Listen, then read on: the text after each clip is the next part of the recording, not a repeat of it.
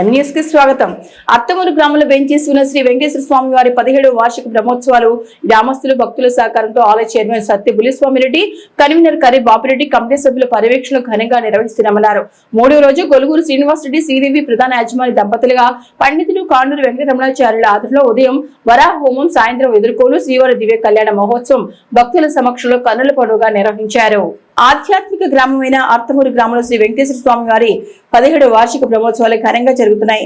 బ్రహ్మోత్సవాల భాగంగా మూడో రోజు ఆలయ chairman Satya Buliswamy Reddy, convener Karri Bapireddy committee సభ్యుల పర్యవేక్షణలో పండితులు కాండూరు వెంకటరమణాచార్యులు, మారిగంటి వరదాచార్యులు, గూడూరి కేశవాచార్యులు, నరసింహాచార్యులు శిష్య బృందం వేద మంత్రోచ్చారణ మధ్య గొలుగురి శ్రీనివాస్ రెడ్డి శ్రీదేవి యాజమాని దంపతులుగా ఆదివారం ఉదయం భూవరాహ హోమం, స్వామివారికి ఎదుర్కోలు అయిన అనంతరం స్వామివారి దివ్య కళ్యాణ మహోత్సవం కన్నుల పండుగ నిర్వహించారు. అర్తమూరి గ్రామం చెందిన ఉత్తరప్రదేశ్ డీజీపీ పిడమర్తి వెంకట రామశాస్త్రి, నీరజ దంపతులు, అలాగే అనపర్తి మాజీ ఎమ్మెల్యే డాక్టర్ సత్తి సూర్యనారాయణ రెడ్డి, ఆదిలక్ష్మి దంపతులు, రాజమండ్రికి చెందిన ప్రముఖ న్యూరో సర్జన్ పరిమి నాగసత్యప్రసాద్, గ్రామ పెద్దలు పడాల సుబ్బారెడ్డి, పడాల రామకృష్ణారెడ్డి స్వామివారిని దర్శించుకుని కళ్యాణం తిలకించారు. ముఖ్య అతిథులను ఆలయ చైర్మన్ సత్య బులిస్వామి రెడ్డి తమ కమిటీ సభ్యులతో కలిసి ఘనంగా సన్మానించి సత్కరించారు.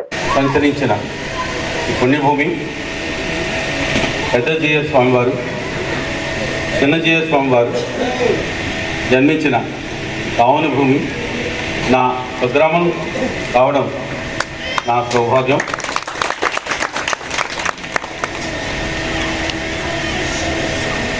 ఈ గ్రామంలో మా తాతగారు నివసించేవారు.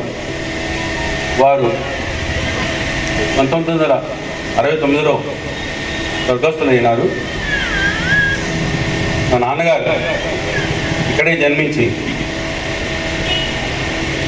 పాఠశాల విద్య మండపేటలో అభ్యసించి తర్వాత రాజమండ్రిలో ఇంటర్మీడియట్ చదవడం,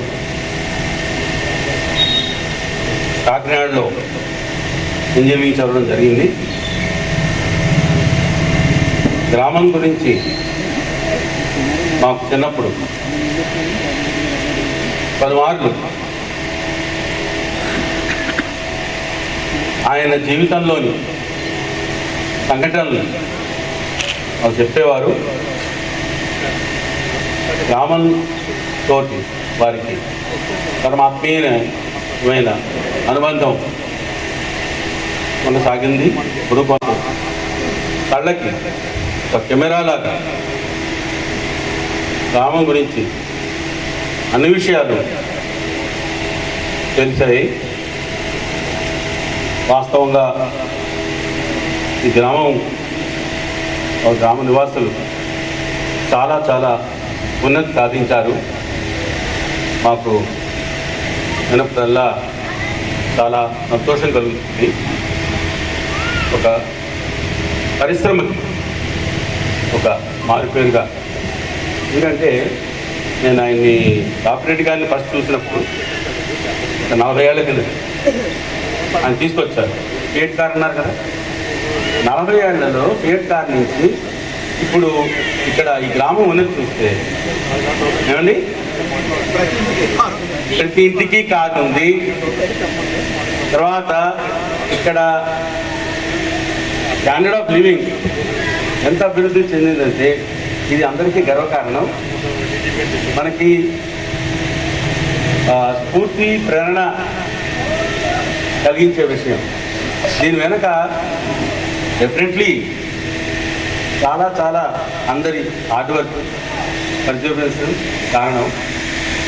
ఇంకా